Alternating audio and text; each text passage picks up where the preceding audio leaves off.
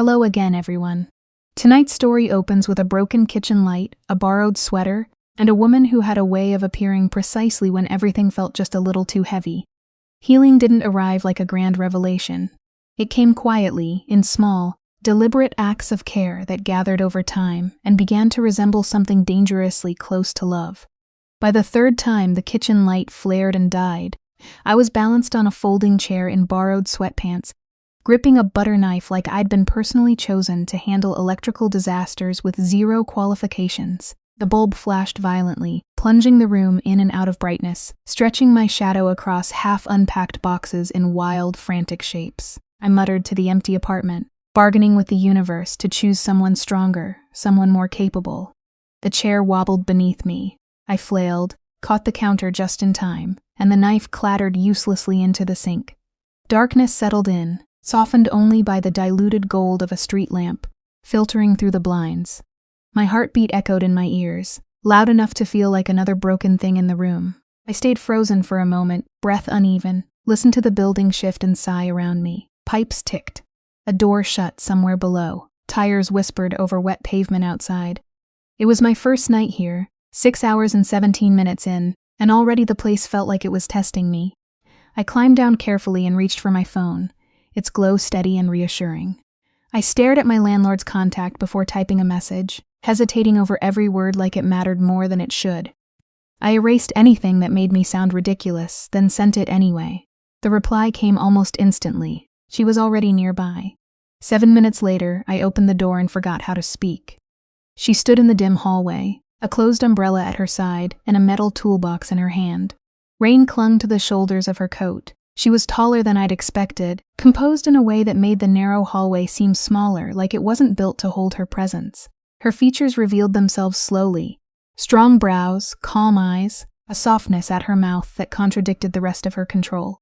A single damp curl had escaped near her temple. For one long, humiliating second, language failed me entirely. She spoke first, her voice low and unhurried, as if time bent around her. I stepped aside and let her in, suddenly aware of everything. My oversized clothes, the chaos of moving boxes, the unfinished life scattered behind me. She noticed it all without judgment. Only quiet observation, and somehow that made it worse, made me feel seen in a way that was almost disarming. She introduced herself, Eliza Vale, and the name fit her perfectly, clean and precise. I gave mine, stumbling slightly, still caught off guard by her presence. A faint hint of amusement touched her expression, subtle but enough to unsettle me further. In the kitchen, she studied the light fixture with calm focus, already at ease in the space as if she belonged there. I hovered nearby, hyper-aware of the disorder around us and the strange, electric tension that had nothing to do with faulty wiring. When she asked for something to stand on, I offered the chair with a half-hearted joke. This time, she smiled properly, brief, warm, and unexpectedly disarming. I steadied the chair as she climbed up. Standing so close to her, looking up at the precise movements of her hands, I became aware of every detail, the careful roll of her sleeves, the quiet efficiency in her posture. When her wrist brushed my shoulder, a sharp, fleeting charge ran through me, quick enough to feel imagined and real all at once. She worked with steady concentration, diagnosing the problem with quiet certainty. At one point, instinct overrode thought, and I reached out to steady her. The contact was brief, barely anything, yet it lingered far longer than it should have. Something in her stilled, subtle but unmistakable, before the moment passed and we both retreated from it. The issue turned out to be a loose connection. Simple, fixable. She explained it calmly, her voice grounding the moment back into something practical. When she cut the power, the apartment fell into complete darkness. For a few seconds, there was nothing but the sound of her tools and the quiet rhythm of her breathing. Then the beam of her flashlight returned, carving light and shadow across her features, turning the ordinary kitchen into something more intimate, more enclosed. She asked me to hold the light steady, and I did, our fingers brushing in the exchange, cool from the rain. The air shifted again, subtle but undeniable. I stood there, illuminating the breaker panel while she worked, watching her with a focus that felt almost involuntary. There was something absorbing about the way she moved, precise, deliberate, entirely present. It made everything else fade into the background. We spoke in fragments, small pieces of conversation that felt heavier than they should have. I admitted without intending to, that the apartment didn't yet feel like a good decision. The words slipped out unguarded. She didn't react immediately, but something in her posture softened, just slightly, as if she understood more than I had said. When she finished, she asked me to try the switch. The light came back steady this time, warm and unwavering, filling the room in a way that felt almost gentle. Relief rushed in, disproportionate but real. I laughed, calling it a miracle, something bigger than a simple repair. She corrected me calmly, but her smile lingered a fraction longer than before. As she packed up her tools, the quiet returned, but it wasn't the same as before. The apartment no longer felt quite as hostile, quite as uncertain. And somewhere between the broken light, the borrowed sweater, and the woman who had stepped in out of the rain, something had shifted, small, fragile, and impossible to ignore. Not the kind of tired that comes from moving boxes. This was older, heavier, month deep. The kind that settles behind your eyes and makes even small kindness feel risky, like one gentle touch might split something open that had barely been holding together. It must have shown. Eliza's gaze moved from the unopened takeout menus to the empty shelves and then to me, reading the room with quiet precision. When she asked if I had eaten, the question felt so simple it almost invited a lie. Habit hovered there for a second before I answered honestly. Half a granola bar and a lingering sense of collapse. Her expression shifted, unimpressed in a way that made it clear that didn't qualify as food by any reasonable standard. She reached into her coat and pulled out a folded card, offering it with the same calm efficiency she brought to everything else.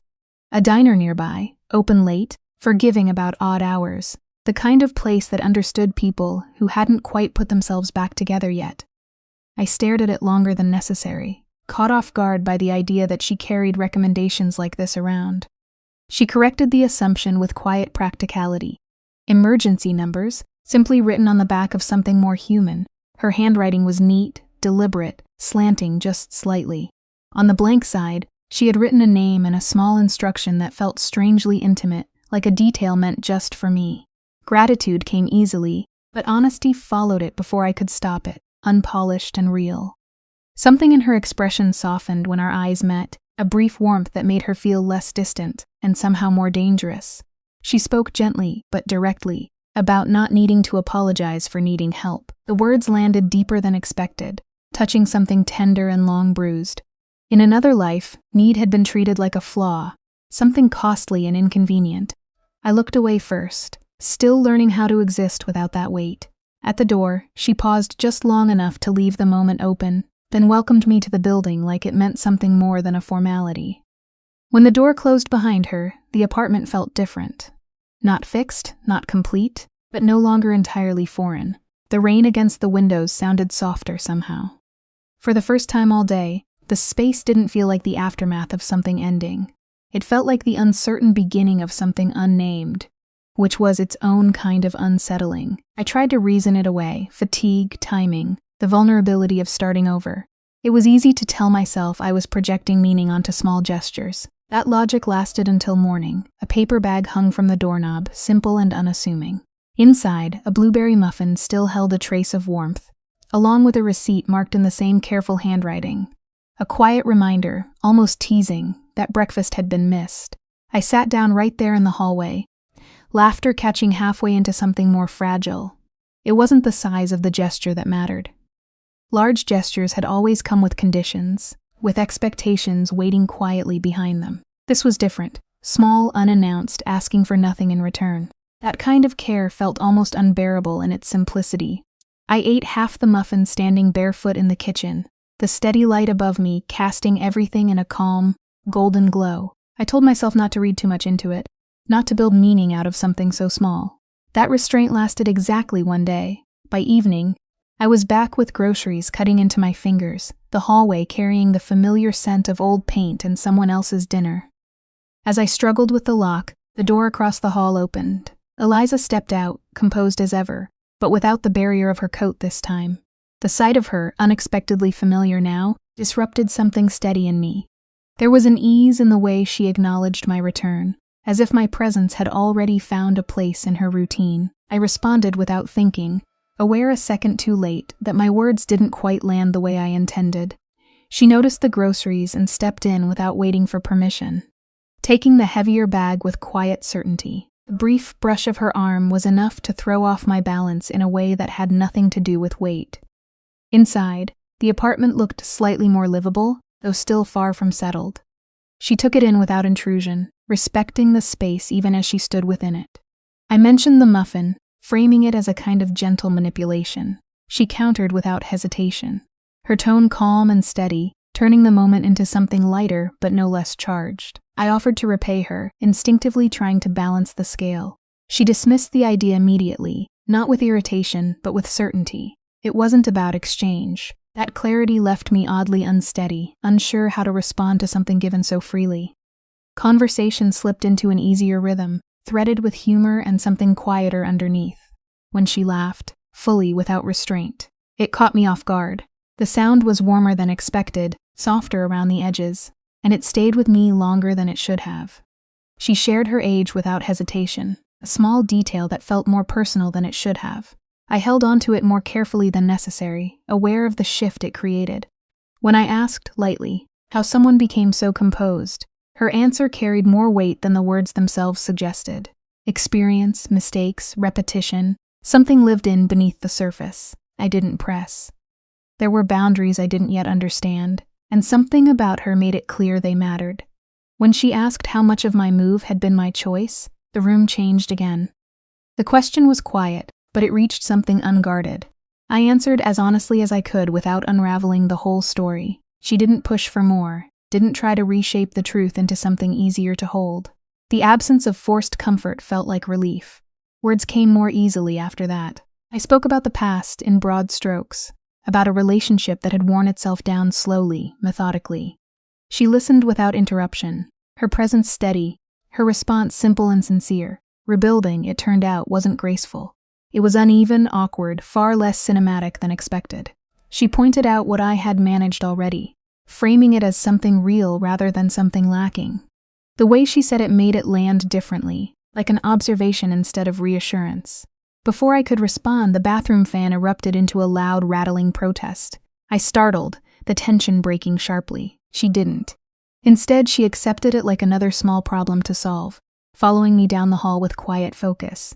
Standing there, watching her handle yet another piece of my unraveling apartment, I tried to turn it into humor, something manageable. But when I looked at her, really looked, there was a moment where the words came out before I could filter them. This place, chaotic and unpredictable as it was, had come with something unexpected. Something that made all the inconvenience feel less like a burden, and more like the beginning of something I wasn't ready to define, but couldn't ignore. She went completely still, and when she looked down at me, the space between us tightened so suddenly it erased everything else.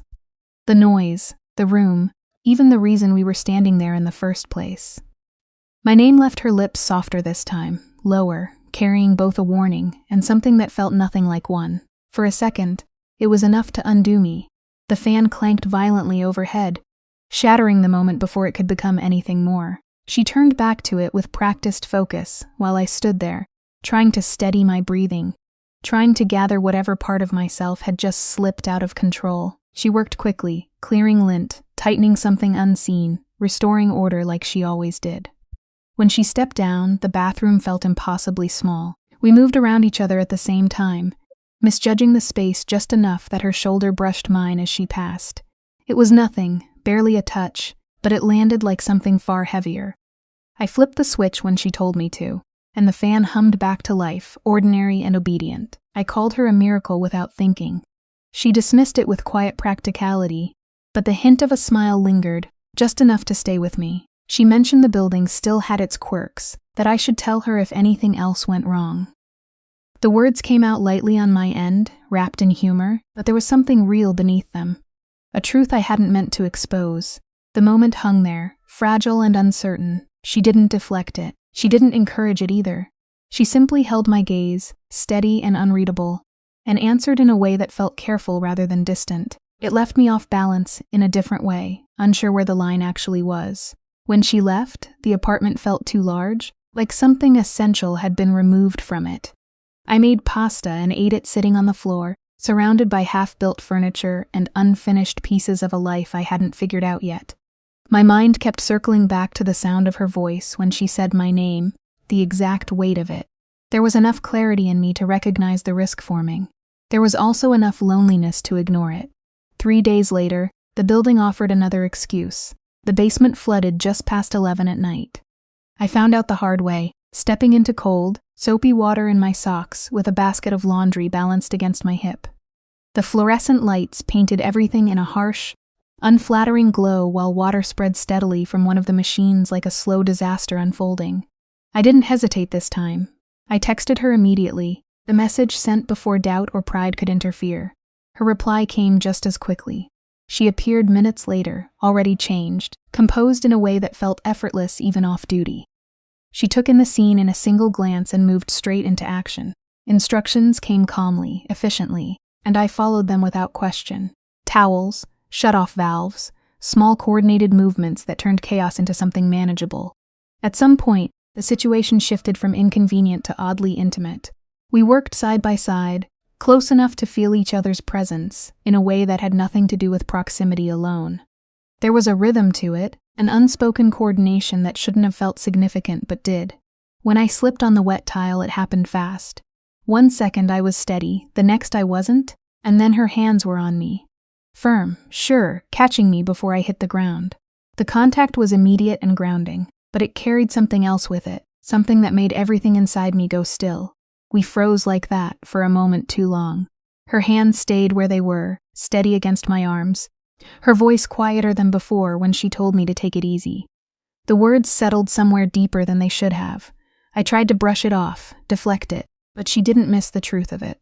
Her gaze dropped briefly, just enough to make my breath catch, before she stepped back and put distance between us again. The shift was subtle, but it felt intentional. Once the worst of the water was contained, she moved back into focus, assessing the problem with the same calm clarity as always. A broken hose, something fixable, something she would handle.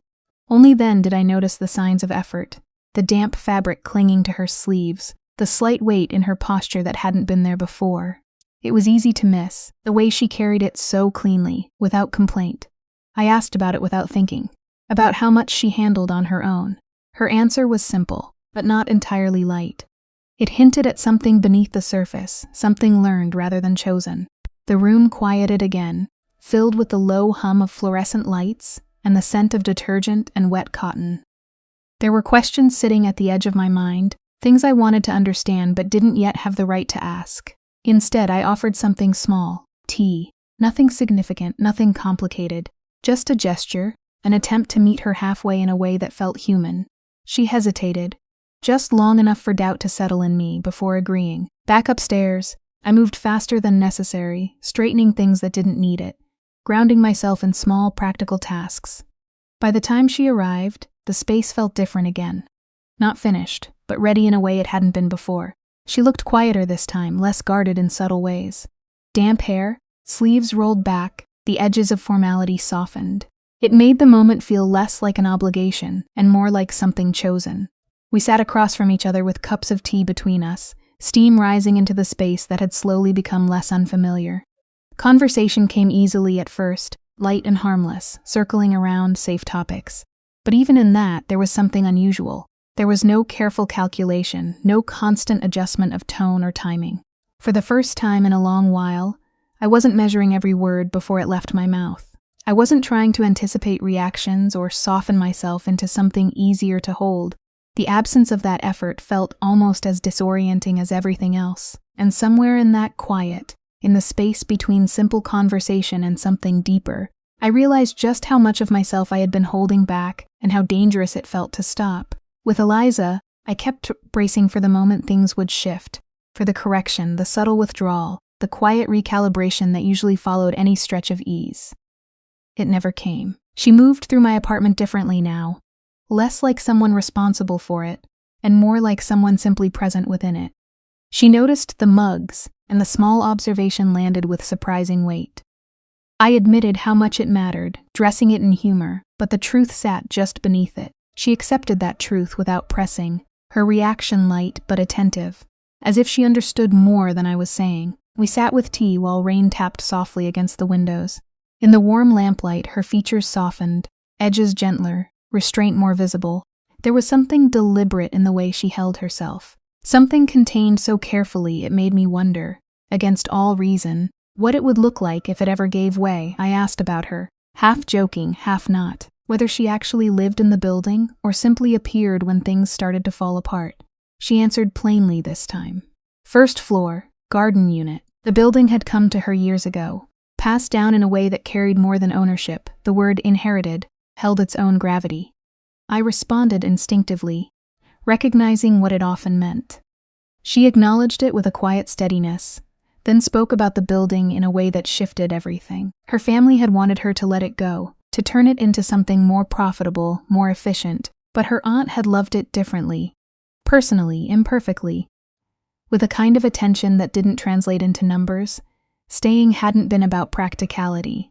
It had been about something else entirely. That understanding settled in me slowly. Beneath her composure, beneath the precision and control, there was something fiercely rooted. A loyalty that showed itself not in words, but in the quiet, consistent act of taking care. I told her it was beautiful before I could second-guess it. She seemed almost surprised by that, as if she was more accustomed to criticism than recognition. The moment softened between us, something unspoken passing through it. Then she looked at me. Not casually, not in passing, but with a kind of attention that felt deliberate. She noticed something I hadn't meant to reveal, something honest in the way I spoke. It landed harder than expected, the idea of being seen that clearly without being corrected or reshaped. When she said I didn't have to be fine, it struck something sharp and immediate. I deflected it, but the impact stayed. There was no strategy in her tone, no hidden intention. That was the unsettling part. It felt real. When she stood to leave, the room seemed to shift with her, attention following her movement without permission. At the door, I tried to recover some balance with humor, offering her a version of distance disguised as a joke. She met it easily, but there was warmth behind it now, something that lingered even after she stepped away. When the door closed, I leaned against it, pressing my fingers to the place where she had caught me earlier, as if the memory of it had settled into something physical. It was getting harder to pretend that this was simple, or temporary, or safe. A week passed, and the building began to reveal itself in small, peculiar ways. The radiator developed a personality. The roof offered a narrow, unexpected view if approached at the right angle, and Eliza existed within a precise, shifting distance. Never too far, never too close, always exactly where I could manage her presence without losing my footing. Our interactions became routine in a way that didn't feel accidental. Brief exchanges in hallways, small repairs appearing before I asked, conversations that began with something practical, and drifted quietly into something else before either of us named it. I started to know her in fragments. The way she moved through the day, the habits she didn't think to hide, the small tells that surfaced when she was tired or thinking too much. There was a pattern to her, but not an easy one. It required attention. One evening, already worn down by too many small disappointments, I found myself locked out of my apartment, the kind of mistake that feels minor until it lands on top of everything else. Rain had soaked through my clothes, my patience already gone before I realized what had happened. My keys were inside. Visible, untouchable. For a moment, I considered giving up entirely, letting the hallway absorb me until the situation resolved itself by force or time. Then her voice cut through the quiet. She saw it immediately. The state I was in, the thin edge between frustration and something heavier. When I explained, it sounded almost ridiculous out loud, but she didn't treat it that way. She moved closer, attention steady, asking if I was all right in a way that made the question feel larger than the situation itself. I answered honestly, or as close to it as I could manage. She didn't hesitate. She offered a solution, practical and immediate, already moving before I could protest. The spare key, of course. She had one for every unit. Efficient, she said. Necessary. Then, without ceremony, she took off her coat and placed it around my shoulders. The gesture was simple, but it carried weight. Warmth, scent, presence, all of it wrapped around me at once. It settled deeper than it should have. She told me to come downstairs. Her apartment felt different the moment I stepped inside. More personal, more intentional. It held the same sense of order she carried, but softened by things that mattered. Objects chosen, kept, cared for. Nothing excessive, nothing careless. There were signs of her everywhere, if you knew how to look. Small details that revealed something quieter beneath the surface. I noticed them without meaning to the plants, the books, the faint scent of something warm and familiar, and then something more specific. A cracked ceramic bowl repaired carefully, deliberately, as if it had been worth saving. A drawing of the building hung nearby, When I asked about it, her answer came with a subtle shift in tone. Her aunt again. The connection threaded through everything. The space held memory, but not in a heavy way. It felt lived in, continued, carried forward. When she handed me the spare key, our fingers brushed. This time, the moment didn't pass unnoticed. It stayed quiet but present. She offered me a choice, framed simply. Leave or stay long enough to dry off properly. It sounded practical. It wasn't I stayed. Her bathroom was warm, the lighting soft enough to blur edges. She handed me a towel, then a sweater. Something clearly hers. Something that carried her presence in a way I wasn't prepared for. When I stepped back out wearing it, the air shifted again. She looked up, and for a brief second, something in her expression changed before she deliberately looked away. That moment alone was enough. I tried to lighten it, to pull the tension back into something manageable, framing it as humor, as performance, as something easier to hold.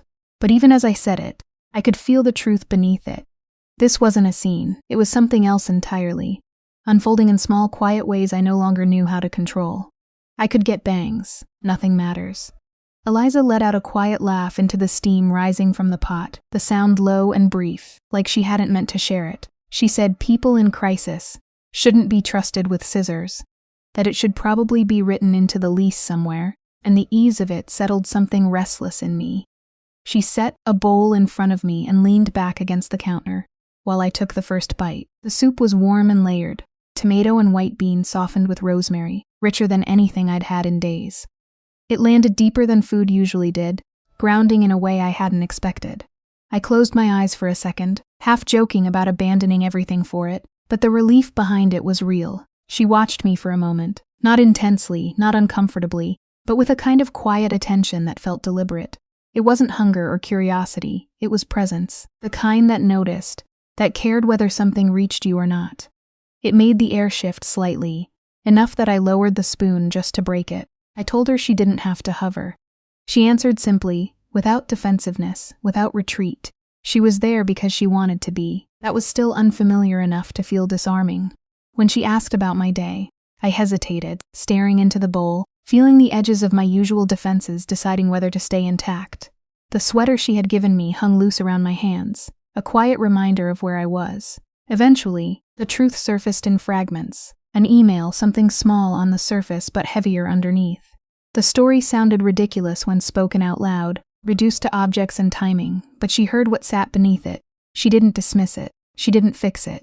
She named it for what it was, an excuse to reach back in. That clarity pulled a short breath out of me, something between relief and exhaustion. I wondered out loud why people couldn't at least be original about the ways they hurt each other. Something in her expression shifted at that. Quick and contained. Her answer came quietly, but it carried weight. Enough to suggest experience without explaining it. I apologized without thinking, aware that I had brought too much into a moment that hadn't asked for it.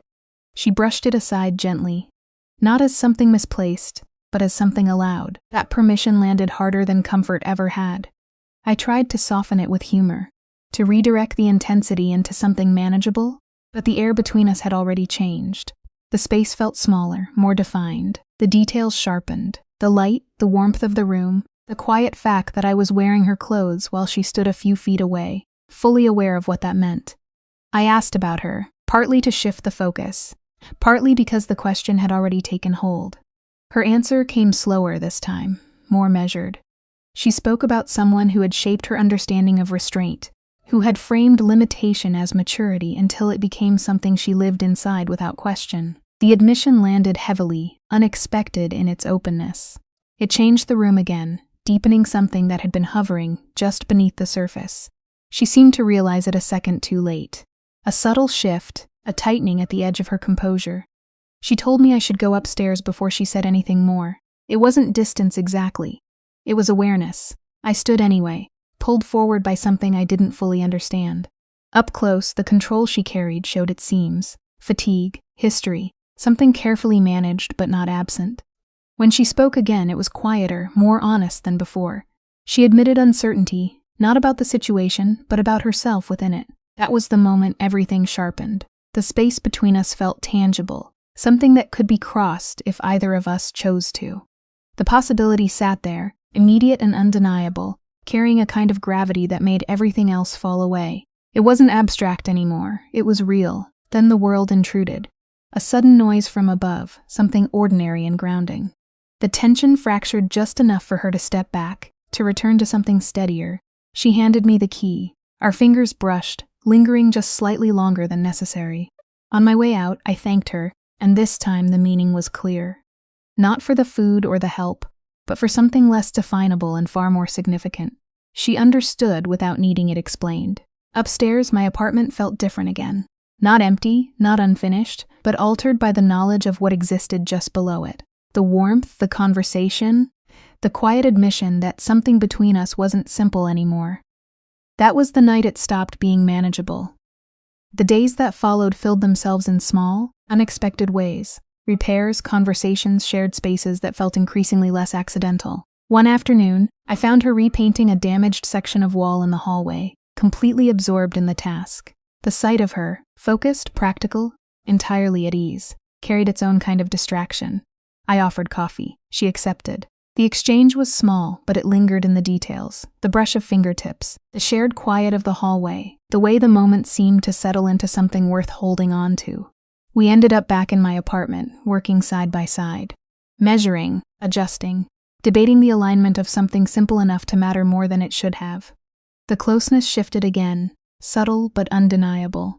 Her presence behind me, her voice near my ear, the careful way she moved without stepping back. At one point, we collided. Poor timing, shared space, the kind of accident that isn't entirely accidental. Her hand found my waist, steadying, holding just long enough to register. My hand landed against her arm, grounding and unsteady at the same time. Neither of us moved immediately. The moment tightened, small but complete, until it broke under the sharp interruption of something outside it. She stepped back, composure returning in layers, as if she had practiced it. At the door, she paused and mentioned something casual, almost offhand, a street fair, an event tied to memory, to routine. The invitation was quiet, framed carefully, but it carried more than it said. I agreed before I could think too much about it. When she smiled, it wasn't restrained. It was real, unguarded enough to feel rare. It stayed with me long after she left. The apartment held traces of her again, the things she had fixed, the small marks of her presence. I stood there for a moment, taking it in, then gave in to the pressure building under everything else, letting it out in one brief, quiet burst. By Friday evening, the anticipation had settled into something almost physical. When the knock came just before 7, I opened the door to find her there, composed as ever, but different in a way that made everything else fade for a second. And just like that, whatever this was moved forward, no longer subtle, no longer something I could pretend not to see. Simple gold hoops, her hair left down, a small leather jacket folded over one arm. She stood there with a kind of quiet elegance that felt almost dangerous, the kind that didn't demand attention but reshaped it anyway. Whatever greeting I had planned vanished the second I saw her. Her eyes moved over me, taking in the black linen skirt, the cream blouse, the effort I had tried not to overthink. When she said I looked lovely, the words landed fast and warm, catching somewhere just behind my ribs. I answered, but not smoothly, not convincingly. My composure had already left the room. She asked if I was ready, and just like that, we stepped out into a night that felt brighter than it should have. The street fair stretched across Calder Avenue in strings of light and motion.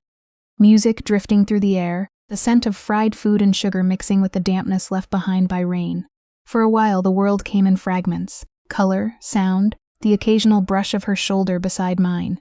Everything else blurred. I told her she had been right. It was charming in a way that felt almost excessive. She mentioned her aunt again, small memories woven into the place, details that softened the edges of the night. I said I thought I would have liked her, and the way Eliza looked at me afterward made everything else fade for a moment. The answer came simply, but it carried weight. We moved through the fair slowly, tasting things without thinking too much about them, letting the evening unfold without structure. At a jewelry stand, I tried on a pair of earrings and asked for her opinion. Her answer came without hesitation, precise enough to land deeper than it should have. It lingered. Further down, a small booth of watercolor paintings pulled me in. Something instinctive about it. She followed quietly, watching as I studied a piece of the river at dusk. She noticed the shift in me before I said anything, reading it with that same careful attention she always had. I admitted, reluctantly, that I used to paint more, before everything else crowded it out. She didn't dismiss it. She didn't romanticize it either. She simply saw it. When the artist mentioned the discounted price, I hesitated, caught between want and practicality. Before I could decide, Eliza stepped in and paid for it. The gesture was quiet, almost matter-of-fact, but it landed somewhere deeper than expected. I protested lightly, trying to frame it as something excessive, but she held her ground with the same calm certainty. She handed me the wrapped painting, her fingers lingering just long enough to register. The reason she gave was simple. Something beautiful, something mine. It struck directly into something I hadn't realized was still exposed. I looked away to steady myself, aware that the moment had tipped too close to something fragile. She noticed. She didn't push. We drifted toward the edge of the fair where the lights thinned and the noise softened. A Ferris wheel turned slowly above the crowd, its reflection scattered in shallow puddles. The idea came out before I could overthink it. The suggestion felt small, almost casual, but it carried its own kind of weight. She considered it, then agreed. The line moved slowly, the space between us narrowing as the crowd shifted around us. At some point, her hand settled at the small of my back, guiding me gently through the press of people. The contact was light, almost incidental, but it changed everything. It stayed there longer than it needed to. At the top, the city spread out beneath us. Smaller, quieter, softened by distance. For a while, neither of us spoke. The moment held on its own, suspended.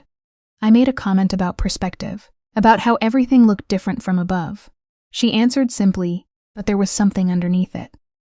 When I asked about her reasons for being there, whether it was memory or something else, she admitted both, but not without a hint of something more.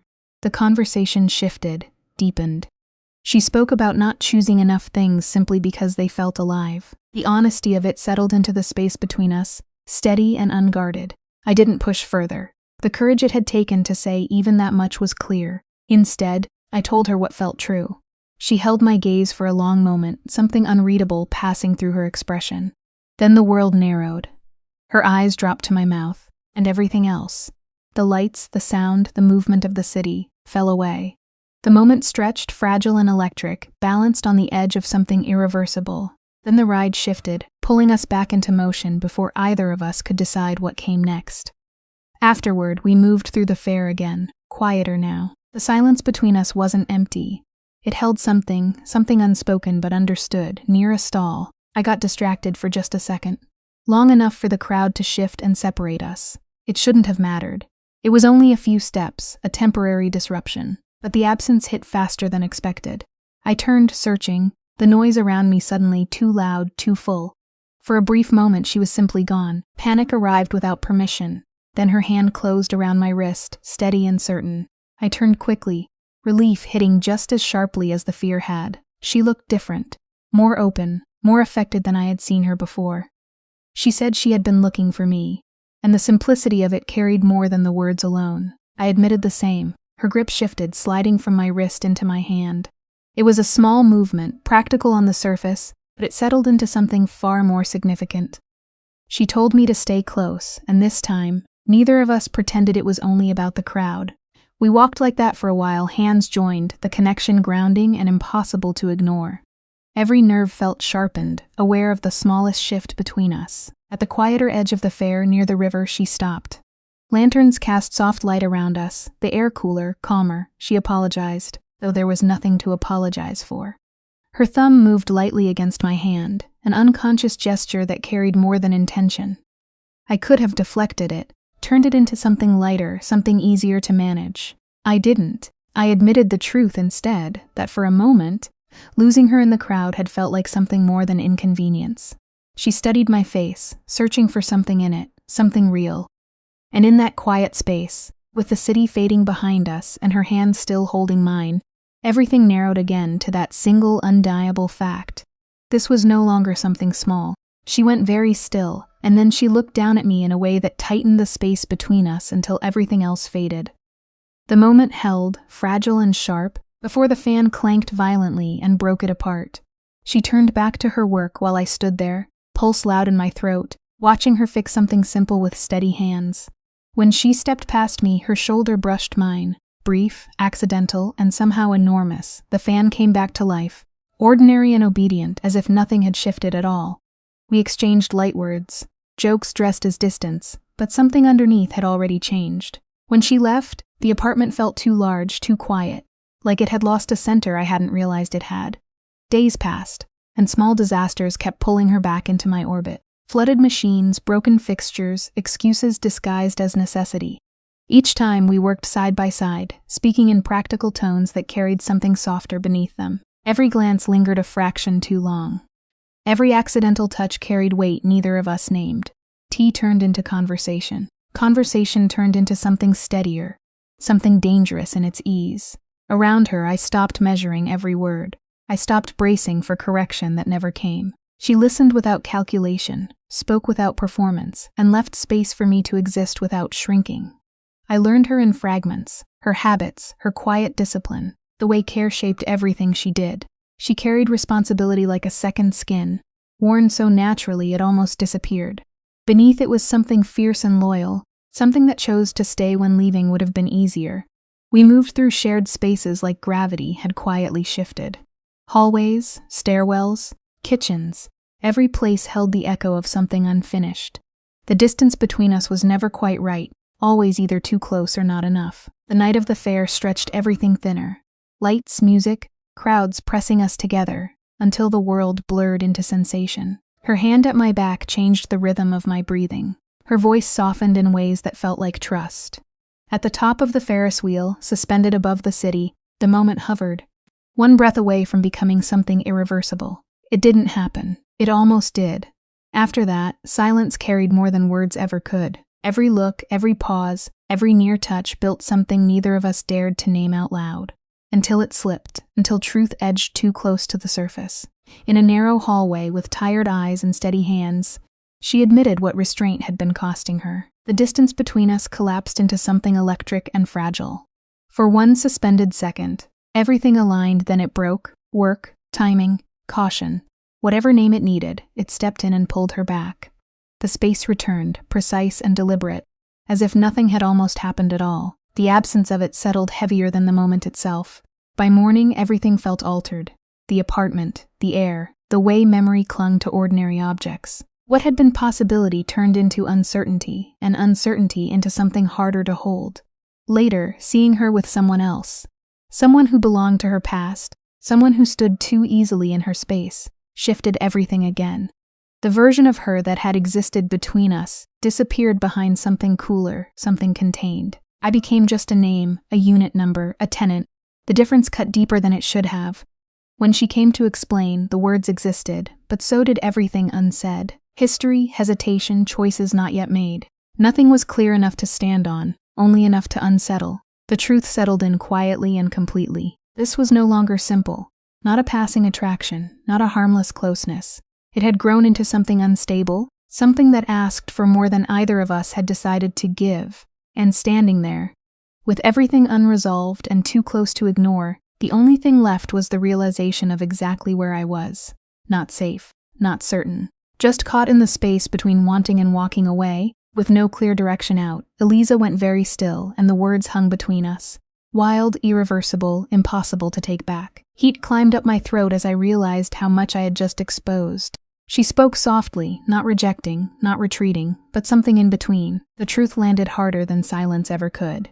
She knew it had meant something. She had always known. The question tore out anyway, raw and unguarded. Why pull away? Why let something real exist, and then step back from it as if it had never been there? She closed her eyes for a moment, and when she opened them, all that careful distance was gone. What remained was restraint stretched so tight it felt like it might snap.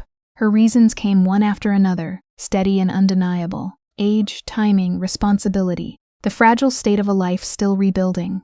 Wanting me, she admitted, had become the least responsible thing she had allowed herself in years. And she didn't know how to do something like this halfway. The ground beneath the moment shifted. She told me about her past, about the woman who had just stood in the lobby, about history that hadn't vanished but had changed shape. There was context now, something clearer than the confusion I had built in my own head. The hurt didn't disappear, but it rearranged itself into something more honest. I admitted what had been quietly unraveling inside me, that I had started to doubt my own reality, to believe I had imagined everything simply because I needed somewhere to place my loneliness. Her expression broke open at that, Something softer and almost grieving replacing the control she wore so well. She asked for time, not to question what this was, but to figure out how to be fair about it. The words settled heavily, carrying both care and distance. Part of me understood. Part of me admired her for it. Another part was exhausted by the space between almost and never. She left without touching me, and I let her go even though every instinct demanded I call her back. The door closed, and the quiet that followed pressed in too tightly. Then the lights went out. Darkness swallowed everything at once. Thunder shook the windows. Footsteps echoed in the hallway. Voices rose in confusion. When the knock came, it was sharp and certain. Eliza stood there with a flashlight cutting through the dark, already moving, already taking control of the chaos. The building needed her, and for the next hour I followed. We moved through dim hallways and frightened voices, handing out candles, checking doors, carrying water, steadying small moments of panic. It felt grounding in a way nothing else had. Useful, real. When the flashlight failed and the dark closed in completely, something older and more fragile broke through me. The memory slipped out before I could stop it, the kind that leaves a mark long after it's over. I wasn't fine, not even close. She didn't hesitate. Her hand found mine with certainty. Not comfort offered from a distance, but something solid and immediate. She brought me downstairs, into warmth, into light made from flickering candles and steady presence. Inside her apartment, the storm pressed against the windows, but everything else narrowed to the space between us. Her hands framed my face, her gaze steady and unwavering. She made something clear in that moment. Fear was not something to be used against me, not something to be turned into a lesson. Not anymore. That was where I broke, quietly but completely.